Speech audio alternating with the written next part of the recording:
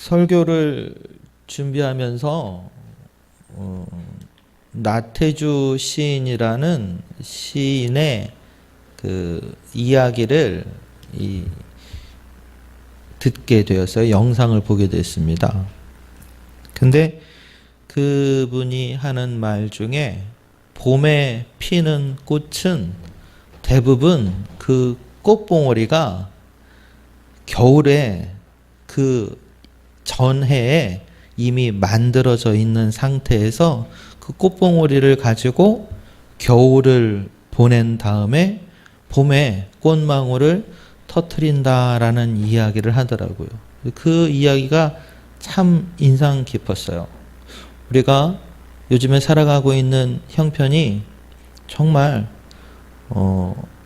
녹록지 않고 북풍 한설처럼 힘들고 어려운 일들을 겪고 있는 것 같은 처지인데, 비록 요즘 같은 그 시기뿐만 아니라 우리의 살아가는 삶의 모습이 그런 겨울을 보내는 것 같은 때가 많이 있잖아요.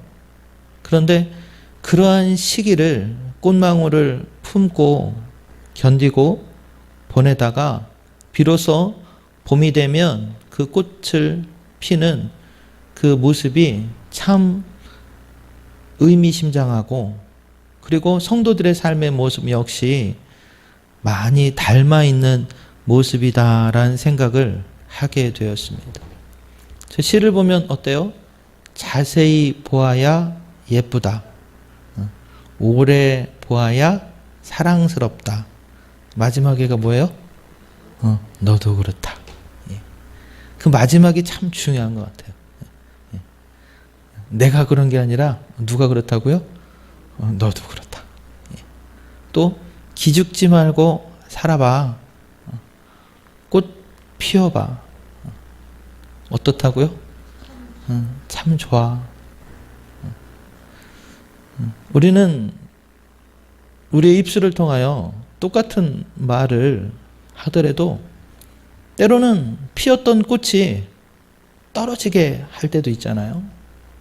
그런데 어떤 때는 그 꽃망울이 터지면서 꽃이 피게 되는 그러한 일도 할 수가 있습니다. 이 시인이 몸에 큰 병을 앓게 되어서 의사들도 포기할 정도로 위중한 상태가 되었었대요. 영상을 봤더니 10만 분의 1 정도로 소생할 가능성이 있다니까 거의 불가능한 상태였겠죠. 그래서 의사들도 다 치료하기를 포기하고 그냥 두 손 놓고 있는 상황 가운데 정말 특별한 은혜 가운데 회복되었습니다. 그래서 그 회복된 시인들을 향하여서 주변 사람들이 살아줘서 고맙습니다라는 인사를 많이 하더래요. 근데 이 말이 문법적으로는 틀린 말이라고 합니다. 살아줘서 고마운 게 아니라 살려줘서 고맙습니다라고 이야기를 해야 되는 거죠. 밥을 사줘서 고맙습니다라고 이야기하는 게 문법적인 이치에 맞는 말이에요. 근데 밥을 사줘서 고맙습니다라는 말보다 밥을 먹어줘서 고맙습니다라는 말이 우리의 마음 가운데에는 파장을 일으킨다라는 말이죠. 세상의 이치와는 달리 마음에 감동을 일으킬 수 있는 그 말 한마디가 때로는 얼어버린 내 마음을 녹이기도 하고 잊었던 하나님의 은혜를 한 번 더 깨닫게 할 수 있는 그런 계기도 만들어낼 수 있다라는 말입니다. 오늘 우리가 함께 읽은 이 고린도전서라는 서신은 사도 바울이 이제 3차 전도 여행을 하면서 기록한 편지라고 그래요.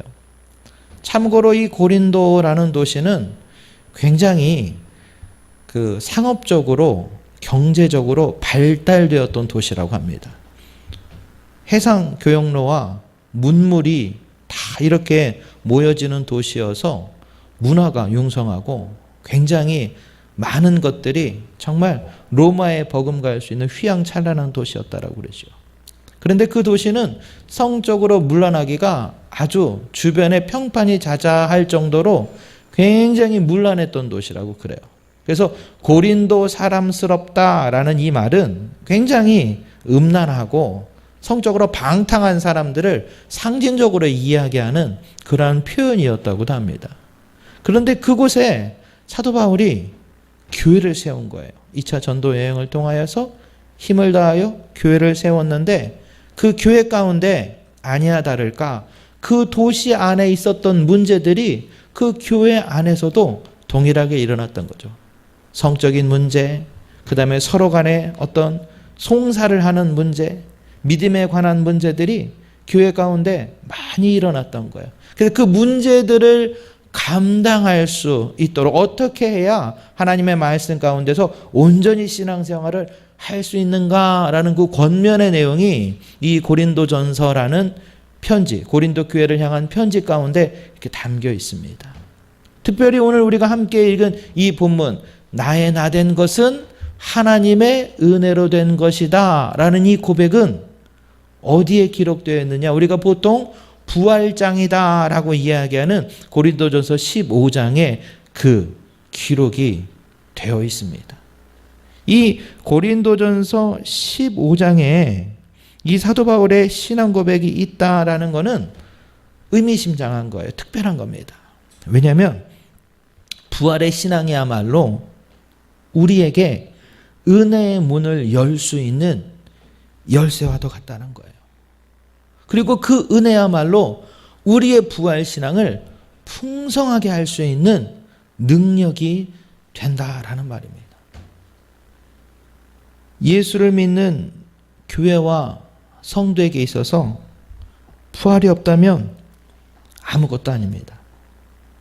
고린도전서 15장 17절에 사도 바울은 그리스도께서 다시 살아나신 일이 없으면 너희 믿음도 헛되고 너희가 여전히 죄 가운데 있다라는 이야기를 하죠. 그래요. 교회에게 있어서 성도에게 있어서 부활이 없다면 우리의 신앙은 아무것도 아닙니다. 헛것일 수밖에 없다라는 거예요. 그런데 그 부활이라는 것은 세상의 이치와는 맞지 않는 이야기예요. 모든 사람들이 죽는다라는 이 사실이 만고불변의 진리인 것처럼 죽은 사람은 살 수 없다라는 그 말이 또한 당연한 거란 말이죠. 그런데 죽은 사람이 살아났다라고 하는 그 말이 예수를 믿지 않는 사람들이 보기에는 그 말이 어떻겠어요? 말도 안 되는 거예요. 조롱거리밖에 안 되는 거고 정상이 아니다. 아니 미쳤다라고 이야기할 수밖에 없는 거죠. 그러한 고백이 우리에게 있어서는 은혜를 받아 누릴 수 있는 통로가 되는 것이고 하나님의 그 은혜를 누릴 수 있는 열쇠가 된다라는 말이에요. 예수님께서는 우리에게 뭐라고 말씀하시냐? 예수께서 이르시되 나는 부활이요 생명이니 나를 믿는 자는 죽어도 살겠고 무릇 살아서 나를 믿는 자는 영원히 죽지 아니하리니 이것을 내가 믿느냐? 아멘. 그렇습니다. 우리가 그 고백을 통하여서 우리는 예수를 믿지 않는 자들에게는 말도 안 되는 얘기지만 우리의 입술을 통하여서 사도 바울이 로마서 1장 16절에서 고백한 것처럼 내가 복음을 부끄러워하지 아니하노니 이 복음은 구원을 주시는 하나님의 능력이다라는 고백을 하게 된다라는 말이죠. 그래요. 세상이 알지 못하는 예수를 나는 나의 구주로 고백하게 됩니다. 그래서 세상이 감당할 수 없는 그 문제를 내가 감당할 수 있는 것은 내 안에 있는 예수 그리스도로 말미암는다라는 사실이죠. 은혜라는 말을 어떻게 설명을 해야 되는가 이렇게 찾아보다가 이 책을 발견하게 되었어요. 맥스 루케이도라는 그 목회자요, 기독교 그 저작자인데, 이분의 책 제목이 뭐예요? 하나님의 가장 완벽한 선물, 은혜라는 제목입니다. 이 책의 내용은 성도들은 은혜가 없이는 살 수가 없다는 거예요. 하나님의 가장 완벽한 선물이 은혜라는 거죠. 그 은혜라는 말을 가장 잘 표현하고 있다는 것은 이 은혜라는 말 가운데 선물이라는 의미가 있다는 거예요. 선물은 뭐예요? 내가 무언가를 이렇게 준비를 해서 받는 것도 있지만 가장 큰 선물이 뭐예요? 서프라이즈라고 하는 뜻밖의 선물. 아무런 나는 그 조건이나 이유가 없는데 값없이 주는 선물이야말로 큰 감동을 준다라는 말이죠. 하나님께서는 우리에게 은혜를 주십니다. 그 은혜가 무언가? 바로 예수 그리스도를 나의 구주로 고백하는 은혜인 거예요. 사도 바울이 나의 나된 것은 주님의 은혜다, 하나님의 은혜다라는 이 고백을 예수를 믿는 자와 믿지 않는 자들은 그 의미를 사뭇 다르게 해석할 수밖에 없어요. 왜냐하면 여러분, 나의 나된 것은 주님의 은혜다라는 그 고백을 여러분 어떻게 이해하십니까? 그냥 나 있는 그대로 내가 하나님의 축복받은 사람이구나 라고 그렇게 생각하세요?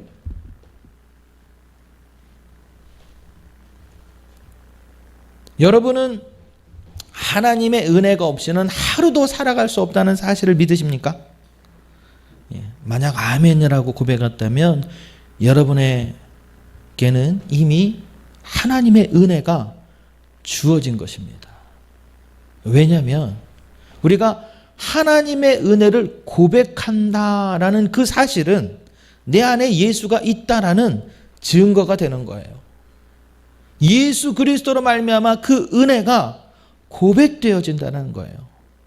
내 안에 예수가 없이는 하나님의 은혜를 고백할 수가 없습니다. 그 은혜가 고백되어지지 않기 때문에 내 삶은 어떨까요? 문제투성일 수밖에 없죠. 부족할 수밖에 없죠. 많은 시련과 많은 역경이, 제가 자주 말씀드리는 것처럼 바닷가에서 파도가 쉼없이 몰려오는 것처럼 내 인생 가운데에는 시련과 문제와 어려움이 끊임없이 내게 닥쳐오는 거예요. 그러기에 나는 감당할 수 없고, 나는 좌절할 수밖에 없고 무너질 수밖에 없는 거죠. 시련의 겨울을 보내며 꽃봉오리를 품고 있는 이 가지는 그 겨울 가운데 죽을 수밖에 없는 것 같이 느껴지게 된다라는 말이에요. 그러나 그 시련의 겨울을 넘어갈 수 있게 하는 것이 하나님의 은혜인 줄 믿습니다. 그 시련의 겨울이 지나고 나면 꽃망울이 터지고 활짝 꽃이 핀다는 것이 하나님이 우리에게 예비해 놓은 은혜라는 사실이에요. 나의 나된 것이 하나님의 은혜라는 이 말은 그냥 내가 자연스럽게 살아가고 나 안병이가 하나님 앞에 그냥 감사해야 될 그런 존재인가 보다, 내 인생이 소중한가 보다, 세상 사람들이 얘기하는 것처럼 그래 참 너는 소중한 사람이야, 너는 하나님의 축복받기 위해 태어난 사람이야 라는 그 사실로 끝나는 것이 아니라 내가 내 안에 예수 그리스도가 있다라는 사실을 믿음으로 고백하게 되는 거예요. 요한복음 15장 4절 말씀 우리 한번 같이 소리내어 성경을 읽어볼까요? 나는 포도나무요 너희는 가지라. 그가 내 안에 내가 그 안에 거하면 사람이 열매를 맺나니 나를 떠나서는 너희가 아무것도 할 수 없습니다. 나를 떠나서는 너희가 아무것도 할 수 없습니다. 사도 바울이 나의 나 된 것은 모두 다 하나님의 은혜입니다 라는 그 고백을 하는 이유는 내가 주님 안에 있기 때문에 그래요. 생명의 포도나무 대신 주님과 내가 접붙임 바 되었을 때에 그 생명나무이신 예수 그리스도로 말미암아 나에게 생명의 열매가 맺혀지게 된다라는 말이죠. 그 능력은 나로 말미암는 것이 아니라 내 안에 있는 예수로 말미암는다는 사실이에요. 나보고 열매 맺으라고 하고 나보고 꽃을 피우라고 하면 그거는 불가능한 거라니까요. 죽은 자가 살아날 수 없다라는 것처럼 나는 그 일을 할 수가 없는 거예요. 그러나 내가 주님께 접붙임 바 되면, 주님 안에 있게 되면 그 예수의 능력으로 말미암아 나는 할 수 있습니다.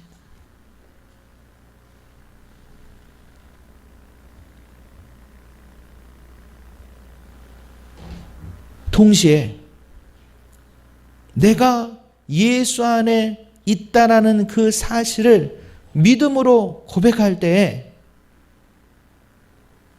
하나님의 은혜가 내 삶을 가득 채우게 되는 은혜를 누리게 됩니다. 내가 주님 안에, 주님이 내 안에, 주와 동행하는 삶을 살아가게 될 때 비로소 그 주님과 함께하는 그 은혜 가운데 나의 나 된 것은 모두 다 하나님의 은혜로 말미암습니다 라고 사도 바울은 고백하는 거죠. 그래서 내가 그 모든 수고한 것이 내가 한 것이 아니요 오직 나와 함께 하신 하나님의 은혜로 말미암습니다 라는 고백을 사도 바울은 하게 되었던 거예요. 참고로 이 고린도서를 썼던 에베소에서 사도 바울은 말씀을 가르치는 사역을 합니다. 두란노서원이라는 곳에서 말씀을 가르쳤더니 어떤 일이 일어나는가? 능력이 나타나기 시작했다는 거예요. 그래서 손수건으로 이렇게 두르기만 해도 병자가 낫고 귀신이 쫓김받는 그런 역사가 나타났던 거예요. 그 일들을 감당하게 되었던 것들은 모두 다 무엇으로 말미암는다는 거예요? 하나님의 은혜로 말미암는다라는 거죠. 사랑하는 성도 여러분, 우리가 살아가는 지금 이 현실이 우리의 능력으로 감당할 수 없는 문제가 우리 주변에는 너무나 많이 있습니다. 내 가족, 내가 일하고 있는 직장, 심지어는 내 스스로의 건강, 그 어느 것 하나도 내가 마음대로 할 수 있는 것은 없는 것 같이 느껴져요. 그러나 여러분들은 예수 그리스도를 구주로 고백하여 하나님의 은혜 가운데 여러분이 주님 안에, 주님이 여러분 안에 거하는 주님과 동행하는 하나님의 자녀임을 우리가 믿음으로 고백한다면 주님의 돕는 손길이 우리를 지키시고 우리의 모든 형편과 사정과 환경을 다스리시는 하나님의 그 은혜가 우리에게 예비되어 있음을 믿으시기 바랍니다. 시인의 그 시 구절처럼 여러분을 오래 바라보시고 여러분을 향하여 말씀하신 그 주님의 음성, 뭐라고 그랬다고요? 다 잊어먹었죠? 뭐라고 얘기해요? 너도 그래. 뭐가 그렇다는 거예요? 너도 사랑스러워. 너도 참 귀해. 내가 바로 나의 사랑하는 아들이고 딸이야.